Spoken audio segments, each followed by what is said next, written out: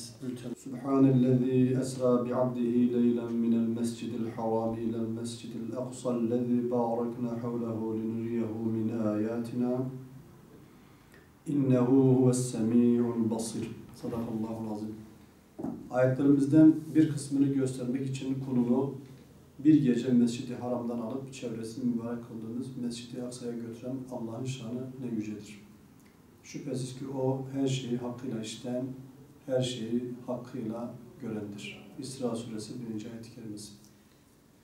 İsra ve Miraç mucizesinin gerçekleştiği zaman dilimi, Mekke'de müşriklerin zulüm ve işkencelerini zirveye çıkardıkları bir dönemdi. Efendimiz sallallahu aleyhi ve sellem Allah'a davet yolunda en büyük destekçilerinden olan Hazreti Hatice'ye radıyallahu anh'a, annemizi ve müşriklerin saldırılarına karşı iyi bir koruyucu olan amcası Ebu Talib'i kaybetmişti. Hüzün yılı olan bu hadiseden sonra Resul-i Sakaleyn Efendimiz sallallahu aleyhi ve sellem Taif'e davete gitmiş, ancak buranın ileri gelenlerinin kışkırtmasıyla ayak takımı ve çocuklar tarafından taşlanmış ve büyük bir hüsranla dönmüştü. Bundan sonra müşriklerin baskı ve zulümleri ona hayat hakkı tanımayacak seviyeye ulaşmıştı.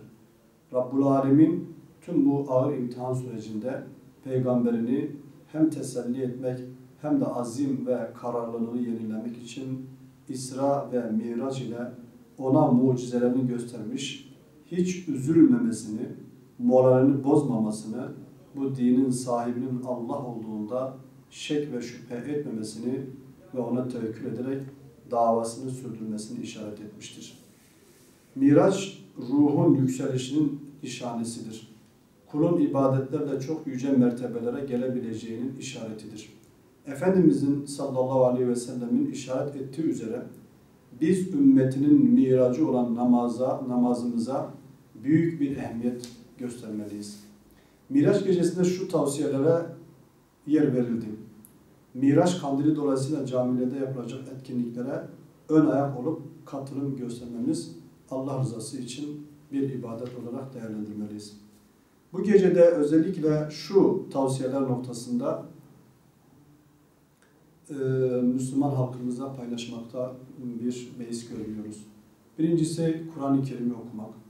İkincisi Peygamberimiz sallallahu aleyhi ve sellem'in mübarek duası olan Cevşen-ül Kebir'i, İsmi Azam duası vesaire duaları okumak. Aile bireyleriyle birlikte günün mana ve ehemmiyeti hakkında sohbetler yapmak. Hayatımızın geçmiş günleri ve yılları hakkında muhasebe yapmak. Günahlarımızın bağışlanması için Allah'tan af dilemek. Sevgili Peygamberimize bol bol salat ve selam okumak. Dünya ve ahirete ait dileklerimiz için dualarda bulunmak. Hastaları, yaşlıları ziyaret ederek yoksulları, öksüz ve yetimleri sevindirmek.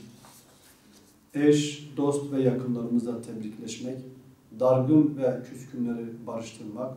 Zulme ve haksızlığa uğrayan insanların kurtuluşu için dualar etmek.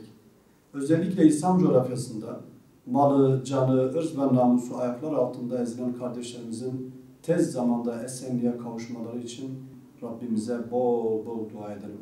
Bu duygu ve düşüncelerle yeniden miracı yaşayıp ibadet ve takatlerimizle Allah'a yaklaşmak dileğiyle tüm İslam aleminin Miraç gecesini tebrik ediyoruz.